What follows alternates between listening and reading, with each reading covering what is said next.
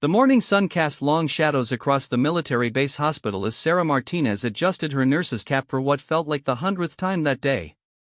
Her hands trembled slightly, not from nervousness about her duties, but from the lingering pain that shot through her left shoulder every time she moved. The injury had happened 3 weeks ago during a routine supply run when their convoy hit an improvised explosive device outside the base perimeter. Sarah remembered the deafening blast, the way the armored vehicle lurched sideways, and how she had been thrown against the metal wall with such force that something in her shoulder had torn with an audible pop. The medic on scene had quickly bandaged her up and declared her fit for duty, dismissing her complaints of ongoing pain as minor bruising that would heal with time. But the pain hadn't subsided.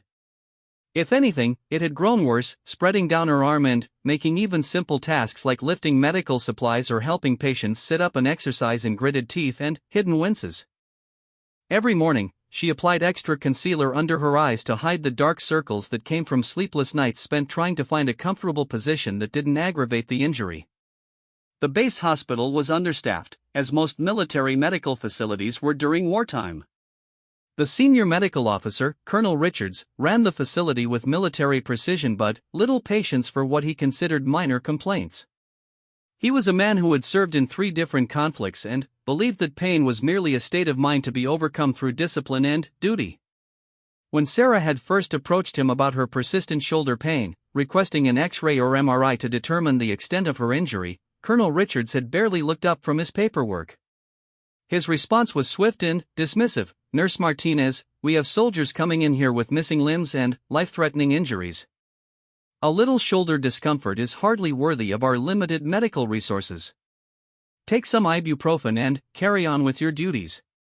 The other medical staff, taking their cue from Colonel Richards, began to treat Sarah's condition as an annoyance at best. Dr.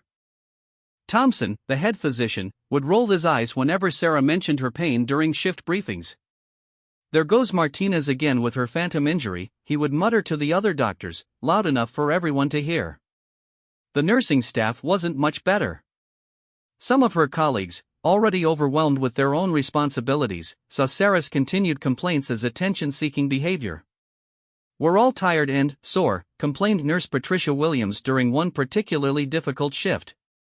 "The difference is, some of us just get on with the job instead of making excuses." As weeks passed, Sarah found herself increasingly isolated within the medical team. During staff meetings, her input was often ignored or dismissed. When she suggested modifications to certain procedures that might accommodate her limited range of motion while still maintaining efficiency, Colonel Richards would cut her off mid-sentence. "Nurse Martinez, if you cannot perform your duties as assigned, perhaps you should consider requesting a transfer to a desk job," he had said during one particularly humiliating meeting in front of the entire medical staff. "This is a combat medical facility, not a rehabilitation center for personnel who cannot handle the demands of military service."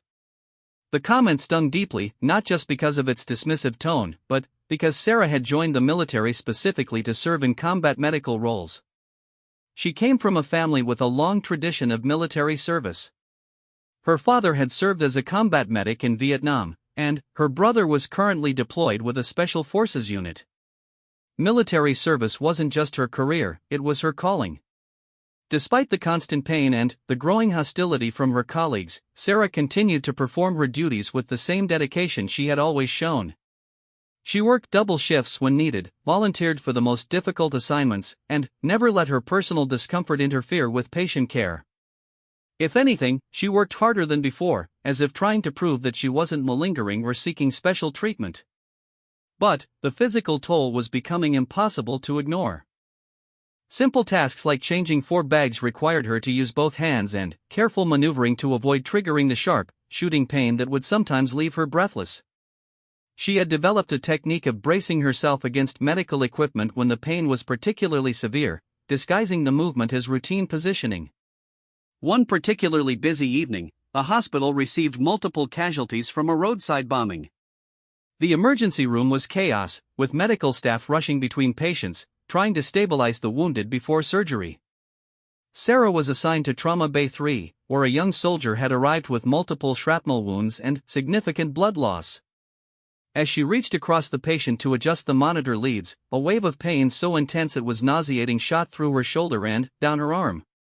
For a moment, her vision went white, and she had to grip the edge of the gurney to keep from falling.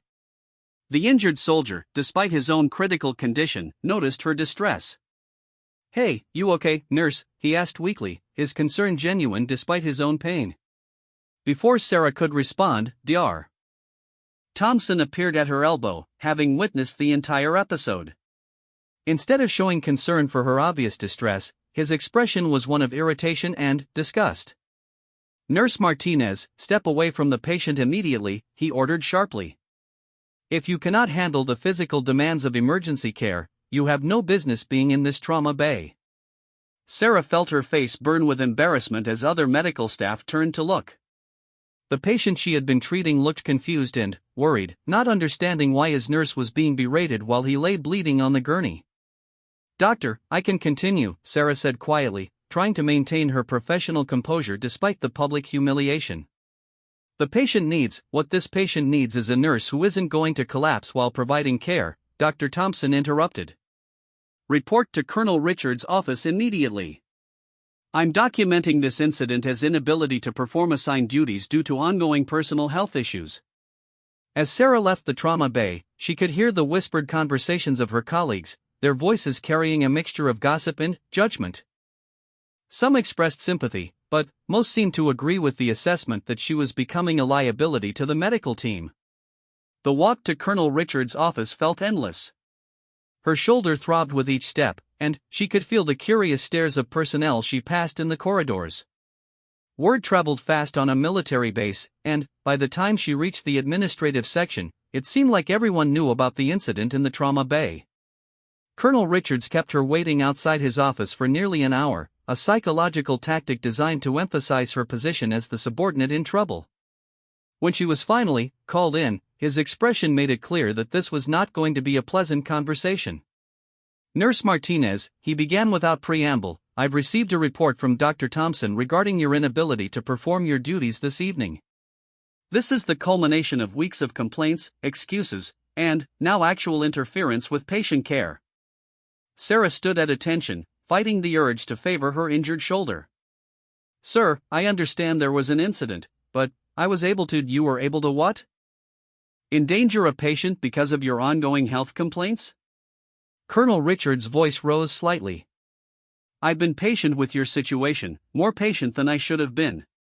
But this ends now." He opened a folder on his desk and began reading from what was clearly a prepared statement. "Effective immediately, you are being transferred to administrative duties pending a fitness for duty evaluation. You will report to the base personnel office tomorrow morning at 0800 hours. The words hit Sarah like a physical blow.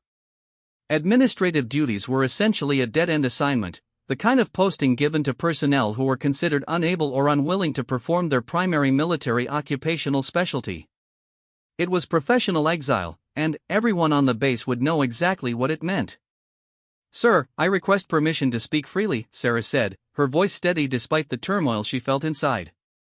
Colonel Richards leaned back in his chair, his expression suggesting he was granting her request more out of curiosity than genuine interest in what she had to say.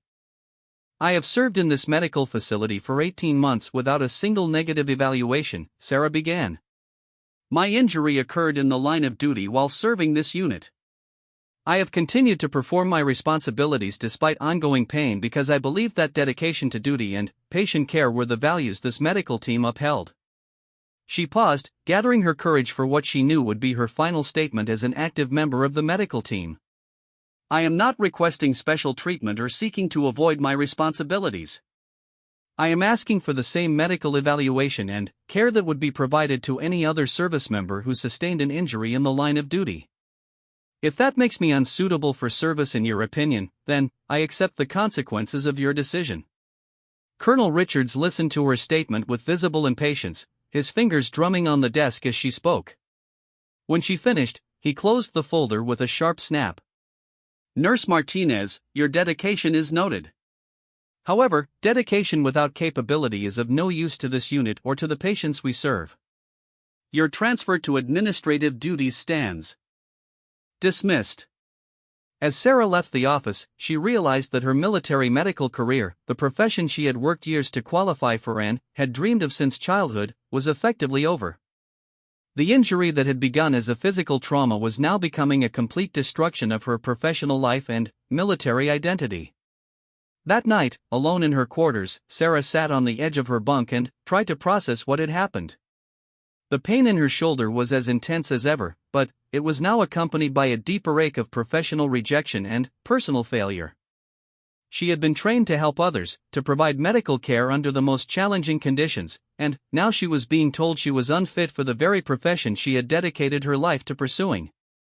The silence in her quarters was broken only by the distant sounds of the base at night, generators humming, vehicles moving, and the occasional announcement over the facility's public address system. These were sounds that had once been comforting, representing her place in something larger than herself. Now they felt like reminders of a world she was being excluded from. Sarah understood that tomorrow would bring a new reality. She would report to the personnel office, be assigned some meaningless administrative task, and begin the slow process of professional marginalization that would ultimately lead to either a medical discharge or a transfer to some remote assignment where her condition wouldn't interfere with important military operations. But, as she prepared for what might be her last night as an active medical professional, Sarah also felt a growing sense of determination. The injury in her shoulder was real, and it deserved proper medical evaluation and treatment. The dismissive attitude of her superiors wasn't just unfair to her, it represented a dangerous precedent for how injured service members were treated when their conditions weren't immediately visible or life-threatening. She had always been taught that the military took care of its own, that service members who were injured in the line of duty would receive the medical care and support they needed to recover and return to service. The reality she was experiencing was quite different, and she suspected that other service members had faced similar dismissive treatment when their injuries didn't fit the conventional model of obvious, dramatic trauma. As she finally lay down to try to sleep, Sarah made a decision that would change everything. She would not simply accept the administrative transfer and fade quietly into military obscurity. Somehow, she would find a way to get the medical evaluation she needed and prove that her injury was real and significant. More importantly, she would find a way to ensure that other service members wouldn't face the same dismissive treatment when they were injured and needed medical care. The base grew quiet as the late evening shifted into night, but Sarah remained awake, her mind racing with possibilities and plans. She didn't yet know how she would challenge the decision that had been made about her fitness for duty, but she was certain that she wouldn't give up without a fight. Her injury was real, her pain was legitimate, and her right to proper medical care was something worth defending, regardless of the professional and personal costs involved. The personnel office at 0800 hours was exactly as depressing as Sarah had expected. The fluorescent lights hummed overhead, casting a harsh glare on the beige walls and outdated motivational posters that no one bothered to read anymore. Staff Sergeant Jennifer Walsh, the personnel administrator, barely looked up from her computer when Sarah reported for duty. "Martinez, right?" Walsh said without enthusiasm. "You're the one being transferred from medical. Got your assignment right here." She handed Sarah a folder containing her new duties, filing medical discharge paperwork, updating personnel records, and organizing supply requisitions for various base departments. It was busy work, the kind of assignments given to personnel who were essentially being warehoused until their military careers could be quietly concluded. Sarah's new workspace was a small desk in the corner of the personnel office, positioned so that she faced the wall rather than the rest of the room. It was a deliberate arrangement, designed to minimize interaction with other staff and reinforce her status as someone whose presence was tolerated rather than valued. For the first week, Sarah threw herself into the administrative tasks with the same dedication she had brought to medical care. She organized files with meticulous attention to detail, completed requisitions ahead of schedule, and maintained the professional demeanor that had always characterized her service. But the work felt hollow, a mechanical exercise that engaged none of her skills or training. More troubling was the way her injury continued to worsen without proper medical attention. The repetitive motions required for filing and data entry were particularly aggravating to her shoulder condition. By the end of each day, the pain had intensified to the point where she often spent her evenings lying in her quarters with ice packs, trying to find relief. During her lunch breaks, Sarah began researching military medical procedures and service member rights. She discovered that she was entitled to a formal medical evaluation for any injury sustained in the line of duty, and that her superior's refusal to provide such evaluation was actually a violation of established military medical protocols. The base library's internet access allowed her to research similar cases where service members had been denied proper medical care for less visible injuries. She found numerous instances of military personnel who had eventually received appropriate treatment and vindication, but only after extensive advocacy and, sometimes, legal intervention. One case particularly caught her attention. A Navy petty officer named James Rodriguez had experienced similar dismissive treatment for a back injury sustained during a training exercise. Like Sarah, his injury wasn't immediately visible, and his complaints were dismissed as malingering. It had taken intervention from a congressman and a formal inspector general investigation before Rodriguez received proper medical care and discovered that he had sustained significant spinal damage that required surgery. Sarah realized that her situation wasn't unique, but was part of a broader pattern of how military medical systems sometimes failed service members whose injuries didn't present obvious external symptoms.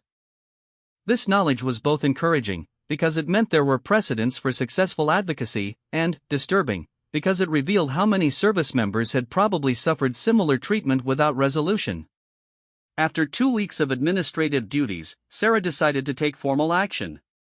She requested a meeting with the base commander, Colonel Michael Harrison, to appeal her case directly. Getting such a meeting required going through multiple layers of bureaucracy, but Sarah was persistent and eventually secured a 15-minute appointment. Colonel Harrison was known as a fair but demanding commander who had earned respect through his combat experience and genuine concern for his personnel. Sarah hoped that if she could present her case clearly and professionally, he might order the medical evaluation that Colonel Richards had refused to provide. The meeting took place in Colonel Harrison's office, a space that reflected his military career with commendations, unit photos, and maps from various deployments. Sarah entered in her dress uniform, having prepared extensively for what she knew might be her only opportunity to advocate for herself at the command level. "Colonel, thank you for agreeing to see me," Sarah began. "I'm requesting your intervention regarding a medical issue that I believe has been improperly handled by the base medical facility." She presented her case methodically, describing the original injury, her ongoing symptoms, and the refusal of medical staff to provide appropriate evaluation. She emphasized her continued willingness to serve and her desire to return to full duty once her medical condition was properly addressed. Colonel Harrison listened attentively, occasionally asking clarifying questions about the timeline of events and the specific medical protocols she believed had been violated. His questions were professional and thorough, suggesting that he was taking her concerns seriously. "Nurse Martinez," he said after she concluded her presentation, "these are serious allegations about medical care standards. I'm going to order a review of your case by the base medical board, and I want a full report on my desk within 1 week." Sarah felt a surge of hope. Finally, someone in authority was taking her situation seriously and ordering the kind of formal review that might lead to proper medical care. She thanked Colonel Harrison and left his office feeling more optimistic than she had in weeks. But her optimism was short-lived. When Colonel Richards learned about her direct appeal to the base commander, his reaction was swift and punitive. Sarah was called to his office the following morning, and his demeanor made it clear that he viewed her actions as a betrayal and challenge to his authority.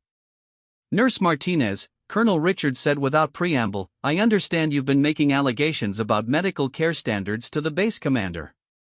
This is completely inappropriate and represents a serious breach of chain of command protocols." Sarah maintained her composure despite the hostile atmosphere.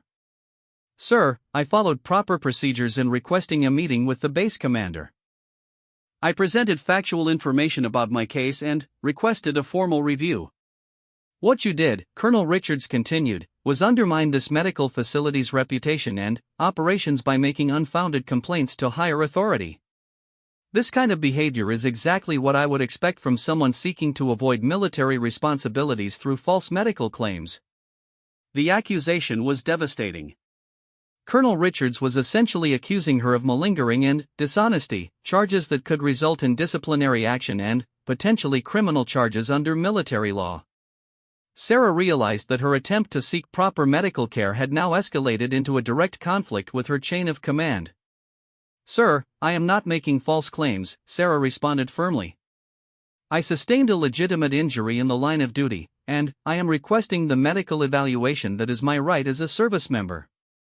Colonel Richards opened a file on his desk and began reading from what appeared to be a formal document. "Based on your continued inability to perform assigned duties, your insubordination in bypassing proper chain of command, and your persistent false claims regarding medical conditions, I am recommending you for administrative separation from military service for unsuitability." The words hit Sarah like a physical blow. Administrative separation for unsuitability was a form of discharge that would essentially end her military career and could affect her future employment prospects and veterans' benefits. It was a devastating escalation that went far beyond her original request for medical evaluation. Furthermore, Colonel Richards continued, "Pending the completion of separation proceedings, you are restricted to base and will continue your administrative duties under close supervision. Any further attempts to circumvent chain of command or make unfounded allegations will result in formal disciplinary charges." Sarah left the meeting in shock. What had begun as a request for medical care had now become a battle for her entire military career. She was facing discharge from the service she had dedicated her life to, and all because she had sustained an injury and requested proper medical treatment. That evening, Sarah called her family for the first time since the crisis had begun. Speaking to her father, a Vietnam veteran who had always been her role model for military service, she explained the situation and asked for his advice. "Sarah," her father said after listening to the entire story, "what you're describing sounds like retaliation for exercising your rights as a service member. The military has procedures for handling medical issues, and denying proper care to an injured soldier is not acceptable, regardless of the circumstances." He recommended that Sarah contact the base legal assistance office to understand her rights and options. He also suggested that she document everything that had happened, including dates, conversations, and witnesses, in case formal proceedings became necessary. Following her father's advice, Sarah made an appointment with Captain Lisa Chen, a military attorney who provided legal assistance to service members facing various issues. Captain Chen listened to Sarah's story with obvious concern and took detailed notes about the timeline of events and the various violations of military medical protocols. "What you're describing represents multiple violations of military regulations regarding medical care and service member rights," Captain Chen explained. "The refusal to provide medical evaluation for a service-connected injury, the retaliatory actions following your lawful appeal to command authority, and the threat of administrative separation all raise serious legal issues." Captain Chen explained that Sarah had several options for proceeding. She could file a formal complaint with the Inspector General's office, which would trigger an independent investigation of her treatment. She could also request a medical evaluation through the Medical Review Board, bypassing the base medical facility that had been denying her care. However, Captain Chen also warned that pursuing formal complaints would likely intensify the conflict with her chain of command and could result in additional retaliatory actions. Military personnel who challenged their superiors, even when they were legally justified in doing so, often faced informal punishments that could make their service lives extremely difficult. "The choice is yours," Captain Chen concluded. "You have legitimate grounds for complaint, and the violations of your rights are clear. But you need to understand that challenging the system, even when you're right, comes with significant risks to your military career." Sarah spent the next several days weighing her options. She could accept the administrative separation, leave military service quietly, and try to rebuild her career in civilian healthcare. This option would avoid further conflict but would also mean abandoning her fight for proper medical care and allowing the people who had wronged her to continue their practices without consequences.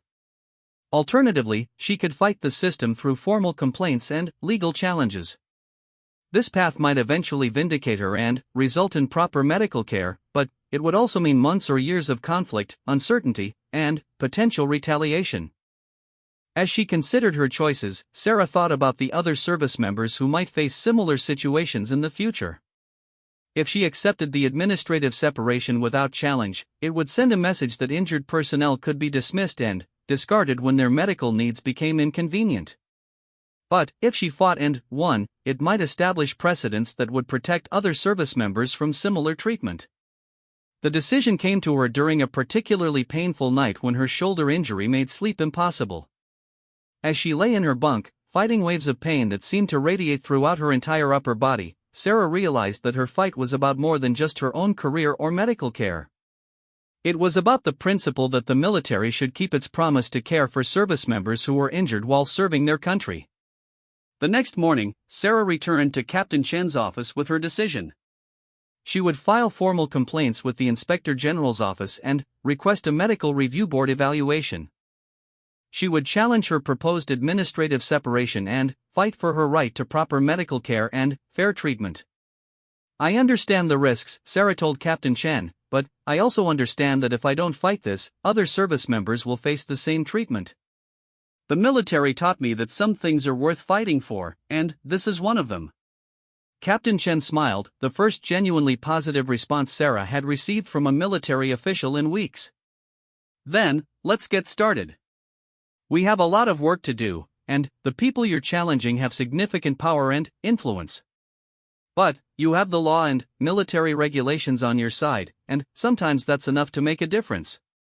As Sarah began the formal process of challenging her treatment, she knew that she was embarking on a path that would test everything she had learned about perseverance, courage, and commitment during her military service.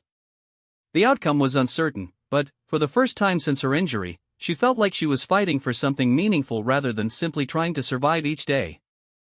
The battle for her medical care and military career was just beginning, but Sarah was ready to fight with everything she had. The military had taught her to never leave a fellow soldier behind, and she wasn't going to abandon herself without a fight. The Inspector General complaint that Sarah filed set in motion a series of events that would ultimately transform not just her situation, but the entire medical facility's approach to service member care. However, the immediate aftermath of her formal complaint brought even more intensive retaliation from Colonel Richards and his medical staff. Within days of filing the complaint, Sarah found herself subjected to what could only be described as systematic harassment. Her administrative duties were increased to include the most tedious and physically demanding tasks available in the personnel office. She was assigned to carry boxes of files between different buildings on the base, reorganize entire storage areas single-handedly, and complete repetitive data entry projects that kept her working well beyond normal duty hours. The physical demands were particularly cruel given her ongoing shoulder injury. Each task seemed specifically designed to aggravate her condition, forcing her to choose between completing her assigned duties and managing her pain.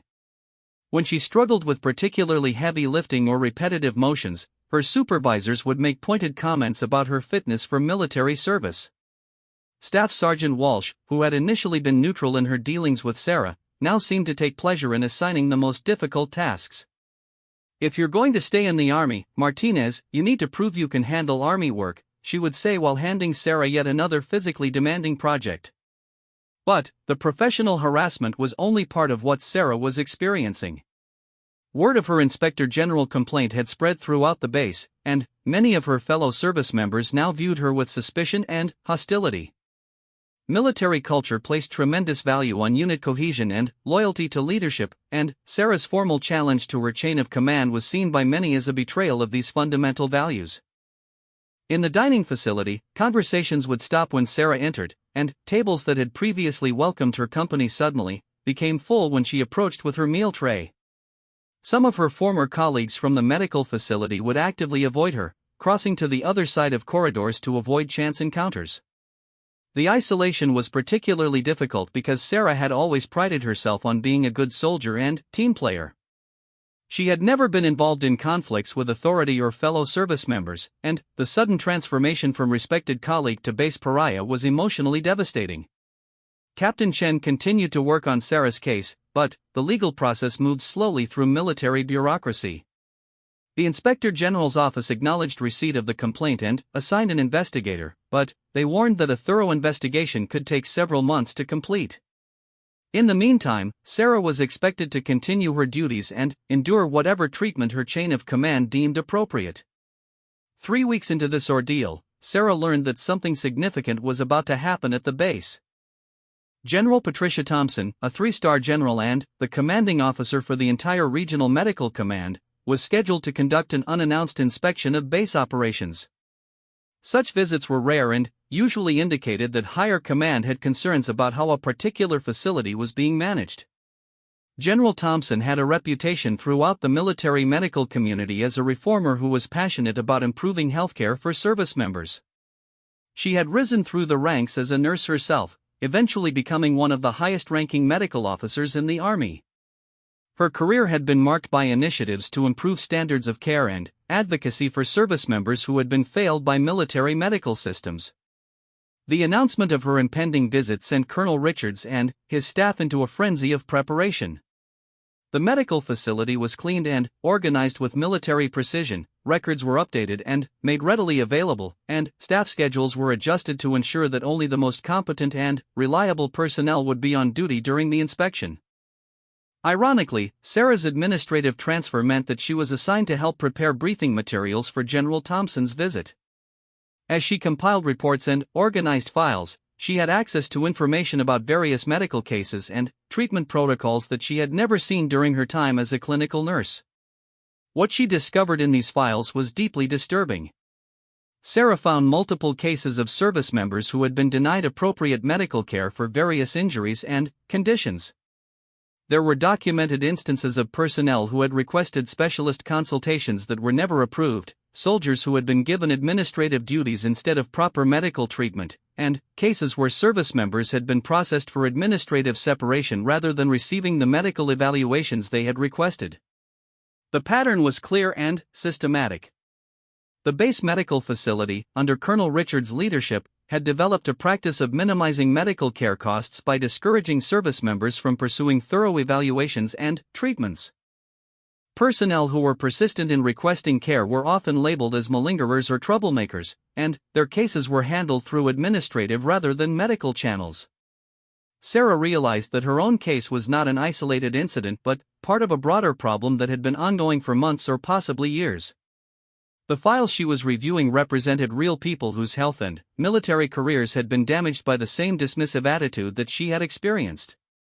As she compiled this information, Sarah faced a difficult decision. The files she was reviewing were confidential medical records that she was supposed to be organizing, not analyzing. Using this information to support her own case or to expose broader problems at the medical facility could result in serious charges for violation of privacy regulations and unauthorized access to classified information. However, the evidence she was seeing represented clear violations of military medical standards and potentially illegal denial of care to numerous service members. Sarah knew that if General Thompson was truly committed to reforming military medical care, this information could be crucial to understanding the scope of problems at the base. After consulting with Captain Chan, Sarah decided to prepare a confidential summary of the patterns she had observed, without including specific personal information that would violate individual privacy. The summary would focus on systemic issues and policy violations rather than individual cases, and would be presented only if General Thompson specifically requested information about broader medical care standards. The day of General Thompson's arrival was marked by unusual tension throughout the base. Senior officers wore their dress uniforms, and every aspect of base operations was conducted with enhanced attention to protocol and procedure. Sarah, still assigned to administrative duties, was positioned in the personnel office where she would be unlikely to have any direct contact with the visiting general. General Thompson arrived with a small entourage of staff officers and medical specialists. She was a compact woman in her late 50s, with silver hair and the bearing of someone accustomed to command authority. Her reputation suggested that she was not easily impressed by elaborate preparations and preferred to focus on substantive issues rather than ceremonial presentations. The inspection began with formal briefings about base operations, medical statistics, and current initiatives. Colonel Richards presented information that painted the medical facility in the most positive possible light, emphasizing efficiency metrics and cost savings while minimizing discussion of any operational challenges. But General Thompson was an experienced medical officer who knew how to read between the lines of official briefings. She asked pointed questions about patient satisfaction surveys, specialist referral rates, and the process for handling service member medical complaints. Her questions suggested that she was specifically interested in how the facility treated service members with complex or chronic medical conditions. After the formal briefings, General Thompson insisted on conducting an unannounced tour of the medical facility, speaking directly with staff and reviewing random case files. This was exactly the kind of direct investigation that Colonel Richards had hoped to avoid, but he had no choice but to comply with the general's requests. During the tour, General Thompson spoke with several medical staff members about their experiences and challenges. She reviewed patient records and asked detailed questions about treatment protocols and decision-making processes. Her questions were professional but persistent, and it became clear that she was not satisfied with some of the answers she was receiving.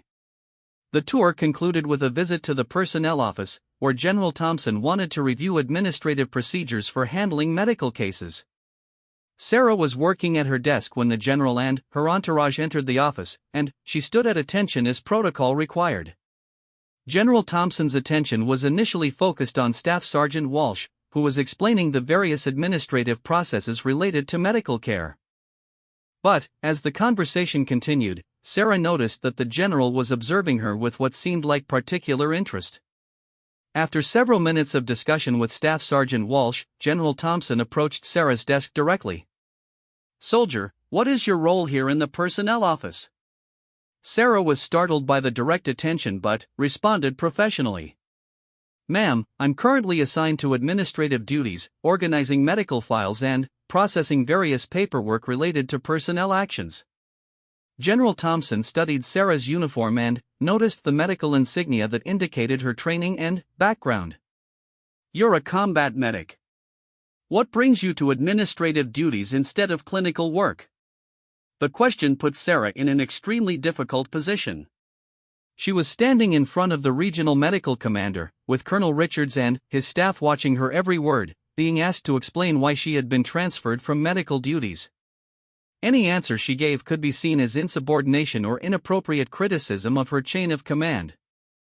"Ma'am, I was reassigned to administrative duties following a fitness for duty evaluation," Sarah answered carefully, trying to provide accurate information without appearing to criticize her superiors.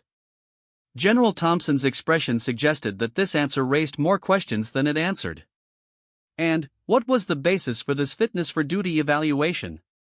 Before Sarah could respond, Colonel Richards interjected. "General, Nurse Martinez was experiencing some minor health issues that affected her ability to perform clinical duties. We reassigned her to administrative work where she could continue to contribute while addressing her personal medical concerns." General Thompson turned her attention to Colonel Richards, and Sarah could see that she was not entirely satisfied with his explanation. What kind of health issues required removal from clinical duties but allowed for continued administrative work? The question hung in the air like a challenge. Colonel Richards clearly hadn't expected to be questioned so directly about personnel decisions, and his discomfort was obvious to everyone in the room. "Ma'am, it was a minor injury that was affecting her range of motion. We felt that administrative duties would be less physically demanding while she recovered," he answered, but his voice lacked the confidence he had displayed during the formal briefings. General Thompson looked back at Sarah, and, for a moment, their eyes met directly. Sarah saw something in the general's expression that she hadn't seen from any superior officer since her injury: genuine concern for her welfare as a service member. "Nurse Martinez," General Thompson said, "I'd like to speak with you privately about your experience here." "Colonel Richards, I'll need to borrow one of your personnel for a few minutes." It was phrased as a request, but everyone in the room understood that it was actually an order. Colonel Richards had no choice but to agree, though his expression made it clear that he was deeply unhappy about the development. General Thompson led Sarah to a small conference room adjacent to the personnel office. Once the door was closed, her demeanor became less formal and more concerned. "Soldier, I want you to speak freely about your situation here. Nothing you say will be held against you, and I need to understand what's really happening with your medical care and duty assignment." For the first time in months, Sarah found herself in the presence of a senior officer who seemed genuinely interested in her welfare rather than simply managing a problematic personnel situation. The relief of being able to speak honestly was almost overwhelming. Sarah told General Thompson the complete story of her injury, the denial of medical care, the dismissive treatment by medical staff, and the retaliation that had followed her attempts to seek proper evaluation. She explained how her request for basic medical care had escalated into threats of administrative separation and systematic harassment. General Thompson listened without interruption, taking occasional notes and asking clarifying questions about specific policies and procedures. Her expression grew increasingly serious as Sarah described the pattern of denial and retaliation that had characterized her experience. When Sarah finished her account, General Thompson was quiet for several minutes, reviewing her notes and considering what she had heard. Finally, she looked up with an expression that combined anger at the situation and determination to address it. "Nurse Martinez, what you're describing represents multiple violations of military medical care standards and service member rights. This is exactly the kind of systemic problem that I've been tasked with identifying and correcting throughout our medical command." She explained that Sarah's case was not unique, and that similar problems had been identified at other military medical facilities. The practice of denying care to service members with complex or chronic conditions was a growing concern that was being addressed at the highest levels of military medical leadership. "I want you to know that your situation is going to be thoroughly investigated and properly resolved," General Thompson continued. "You will receive the medical evaluation you should have been given months ago, and the people responsible for denying your care will be held accountable for their actions." As they prepared to leave the conference room, General Thompson made one final statement that would prove to be prophetic. "Nurse Martinez, by tomorrow morning, everything about your situation here is going to be very different. The military has an obligation to care for service members who are injured in the line of duty, and we're going to make sure that obligation is fulfilled in your case." Sarah left that meeting feeling a sense of hope and vindication that she hadn't experienced since her injury. For the first time, someone with real authority and influence had listened to her story, understood the injustices she had faced, and committed to taking action to correct them. She didn't yet know exactly what General Thompson had planned, but she could sense that significant changes were about to occur. The dismissive attitude that had characterized her treatment for months was about to collide with the authority and determination of a general who was committed to ensuring that service members received proper medical care. That evening, as Sarah returned to her quarters, she noticed increased activity around the base command centers. Senior officers were working late, and there seemed to be an unusual amount of communication with higher headquarters. Something significant was definitely in motion, and Sarah suspected that her conversation with General Thompson had been the catalyst for whatever was about to happen. For the first time in months, Sarah slept peacefully, despite the ongoing pain in her shoulder. She knew that the next day would bring changes that would either vindicate her struggle or potentially make her situation even worse. But, for the first time since her injury, she felt that someone with power and authority was on her side, and that gave her hope that justice might finally be possible. The next morning arrived with an atmosphere of barely contained tension throughout the base. Sarah reported to the personnel office as usual, but she could sense that something fundamental had shifted overnight. Staff Sergeant Walsh seemed nervous and distracted, and there were hushed conversations taking place in corners of the office that stopped abruptly when Sarah approached. At 0900 hours, an announcement came over the base public address system that sent shockwaves through the entire facility. "All medical facility personnel report to the base theater immediately for an all-hands meeting. This includes all clinical staff, administrative personnel, and support staff. Attendance is mandatory." Sarah had never heard of an all-hands meeting being called for the entire medical facility, and the formal tone of the announcement suggested that something significant was about to be announced. As personnel from throughout the base converged on the theater, the speculation was intense but whispered. When Sarah entered the theater, she saw that General Thompson was on stage along with several other senior officers she didn't recognize. Colonel Richards sat in the front row with his senior staff, but his usual confident demeanor had been replaced by obvious anxiety and discomfort. General Thompson took the podium and addressed the assembled personnel with the bearing and authority that came with her rank and experience. Her words would be remembered by everyone present for years to come. "Ladies and gentlemen, I am here today to address serious deficiencies in medical care standards that have been identified at this facility. Over the past 24 hours, my investigation team has conducted a comprehensive review of medical protocols, patient care standards, and service member treatment procedures. The theater was completely silent as General Thompson continued her remarks. Sarah felt her heart racing, knowing that her case was somehow connected to whatever was about to be announced. What we have discovered represents a systematic failure to provide appropriate medical care to service members who have been injured in the line of duty.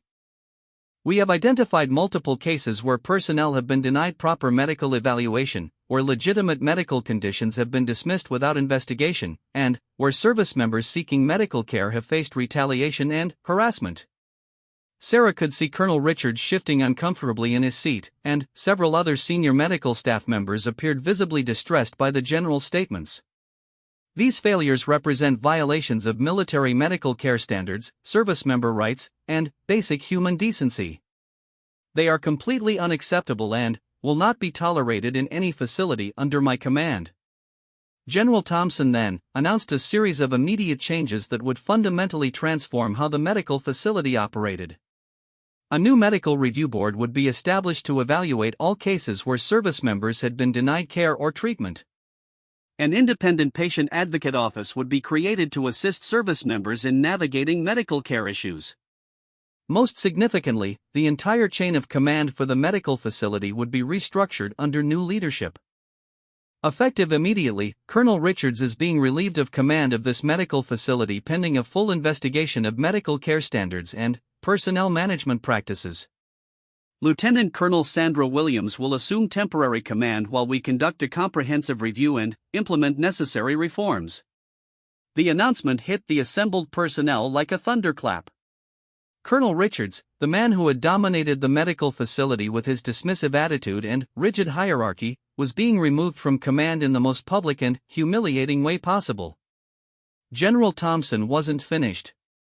She announced that all service members who had been denied medical care or faced retaliation for seeking treatment would have their cases individually reviewed by independent medical specialists. Transportation would be provided to military medical centers with specialized capabilities, and no service member would be denied appropriate care due to cost or convenience concerns. Furthermore, the general continued, any personnel who have faced retaliation for seeking medical care or exercising their rights as service members will have those actions reversed and their records corrected. Military service should be rewarded with appropriate medical care, not punishment for becoming injured while serving your country. As the meeting concluded, Sarah realized that everything about her situation was about to change dramatically. The systematic denial of medical care that had characterized her experience was being directly addressed by the highest levels of military medical command, and the people responsible for her mistreatment were being held accountable for their actions. Later that afternoon, Sarah received a message to report to the new temporary commander, Lieutenant Colonel Williams. Unlike her previous meetings with Colonel Richards, this summons came with reassurance that the meeting was for positive purposes related to resolving her medical care issues. Lieutenant Colonel Williams was a career medical officer with extensive experience in both clinical care and military administration. Her first words to Sarah set a completely different tone than any conversation she had experienced with military medical leadership in months. Nurse Martinez, I want to begin by apologizing for the treatment you have received at this facility. The denial of medical care and the retaliation you faced were completely inappropriate and contrary to everything the military medical system should represent. She explained that Sarah's case had been specifically reviewed by General Thompson's investigation team, and that immediate steps were being taken to address her medical needs and correct the injustices she had experienced. First and, most importantly, you will be transported to Walter Reed National Military Medical Center tomorrow morning for a comprehensive medical evaluation by orthopedic specialists who specialize in the type of injury you sustained. This evaluation will be thorough and will determine the exact nature and extent of your condition. The relief that Sarah felt at hearing these words was overwhelming. After months of being told that her pain was imaginary or insignificant, she was finally going to receive the medical attention that should have been provided immediately after her injury. Lieutenant Colonel Williams continued with additional changes that would affect Sarah's situation. Her administrative transfer was being reversed, and she would be restored to full medical duties pending the results of her medical evaluation. All negative documentation related to her inability to perform duties was being removed from her personnel file, and she would receive full back pay for any overtime or special assignments she had been denied due to her transfer. Additionally, Lieutenant Colonel Williams explained, "You will be receiving a formal commendation for your persistence in advocating for proper medical care. Your actions brought attention to systemic problems that were affecting numerous service members, and your courage in challenging these problems despite personal and professional risks represents the best traditions of military service." The transformation was so complete and dramatic that Sarah initially had difficulty processing the magnitude of the changes. In the span of 24 hours, she had gone from facing potential discharge for unsuitable performance to being commended for exemplary service and advocacy. But, perhaps the most significant change was the broader impact that her case was having on medical care throughout the facility. General Thompson had used Sarah's situation as a catalyst for implementing comprehensive reforms that would affect every service member who received medical care at the base. The new Patient Advocate Office was staffed with personnel specifically trained to assist service members in navigating medical care issues and ensuring that their rights were protected. The Medical Review Board included independent physicians who were not part of the base medical facility's chain of command, ensuring objective evaluation of complex cases. Most importantly, the culture of dismissiveness and retaliation that had characterized the medical facility under Colonel Richards was being systematically dismantled and replaced with an approach that prioritized service member welfare and comprehensive medical care. 3 days later, Sarah arrived at Walter Reed for her long-delayed medical evaluation. The difference in treatment was immediately apparent. The medical staff listened carefully to her description of symptoms, conducted thorough physical examinations, and ordered comprehensive diagnostic tests including MRI and CT scans that should have been performed months earlier. The results were both vindicating and concerning. The diagnostic tests revealed that Sarah had sustained significant damage to her rotator cuff and surrounding tissue during the convoy explosion. The injury included multiple torn muscles, damaged ligaments, and inflammation that had been progressively worsening without proper treatment. Dr. Patricia Morrison, the orthopedic specialist who reviewed Sarah's case, was shocked by the extent of the untreated injury. "This is exactly the type of condition that requires immediate intervention to prevent long-term disability," she explained. "The delay in treatment has allowed the injury to progress to a point where surgical intervention will be necessary to restore function and prevent permanent damage." The medical team at Walter Reed developed a comprehensive treatment plan that included surgery to repair the damaged tissue, followed by several months of physical therapy and rehabilitation. They estimated that with proper treatment, Sarah could expect to make a full recovery and return to normal military duties. But, beyond the medical vindication, Sarah's case had become a catalyst for broader changes in military medical policy. General Thompson used the lessons learned from Sarah's situation to implement reforms throughout the regional medical command, ensuring that other service members would not face similar dismissive treatment when they were injured and needed medical care. The investigation into the base medical facility's practices revealed that Sarah's case was part of a pattern affecting dozens of service members. Many personnel who had been denied appropriate care or faced retaliation for seeking treatment had their cases reopened and properly addressed. Several received medical evaluations that identified serious conditions that had been previously dismissed, and multiple service members received corrective surgery and treatment that restored their health and military careers. Colonel Richards faced formal disciplinary action for his role in denying medical care and creating a culture of retaliation against injured service members. His military career was effectively ended, and he was transferred to a non-medical administrative position pending retirement. Several other medical staff members who had participated in the systematic denial of care also faced professional consequences. 6 months after her surgery, Sarah returned to the base medical facility as a fully recovered nurse with a new perspective on her role in advocating for service member welfare. The facility had been transformed under Lieutenant Colonel Williams' leadership into a model for comprehensive medical care and service member advocacy. Sarah was assigned to the new Patient Advocate Office, where she used her experience to help other service members navigate medical care issues and ensure that their rights were protected. Her personal experience with systemic denial of care made her uniquely qualified to identify problems and advocate for solutions. The change in culture was dramatic and comprehensive. Service members who reported injuries or medical concerns were treated with respect and professionalism. Comprehensive medical evaluations were conducted as standard practice rather than exceptional requests. Most importantly, the idea that seeking medical care was somehow contrary to military values was completely eliminated. Sarah's story became known throughout the military medical community as an example of how individual courage and persistence could lead to systemic change that benefited numerous service members. Her willingness to challenge injustice despite personal and professional risks had resulted in reforms that improved medical care for thousands of military personnel. At a ceremony recognizing her contributions to military medical care reform, General Thompson presented Sarah with a commendation that specifically recognized her role in identifying and addressing systemic problems in military medical care. Nurse Martinez represents the best traditions of military service, General Thompson said during the ceremony. Her courage in advocating for proper medical care, despite facing retaliation and harassment, led to reforms that have improved the lives of countless service members.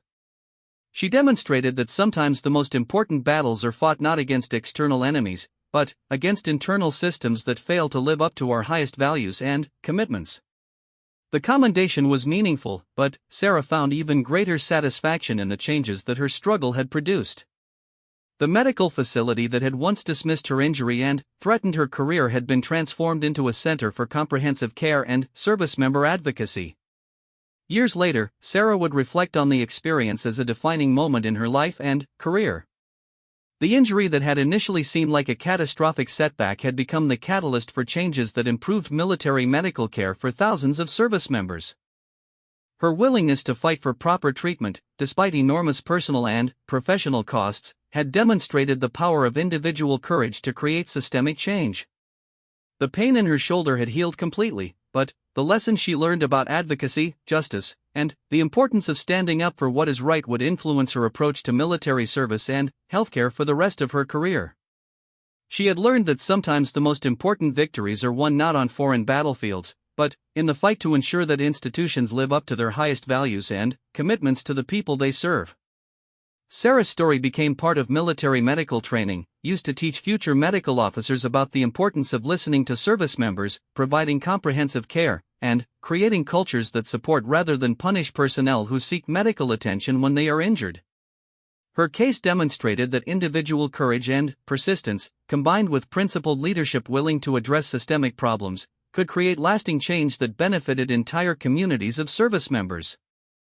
The base medical facility still operated under the reforms that had been implemented following Sarah's case, and hundreds of service members had received proper medical care who might otherwise have been dismissed or ignored. The culture of comprehensive care and service member advocacy that replaced the previous system of denial and retaliation represented a lasting legacy of her struggle for justice. Most importantly, Sarah had learned that the values of service, courage, and commitment that had drawn her to military medical care could be applied not just to caring for patients, but to advocating for systemic changes that ensured all service members received the care and respect they deserved.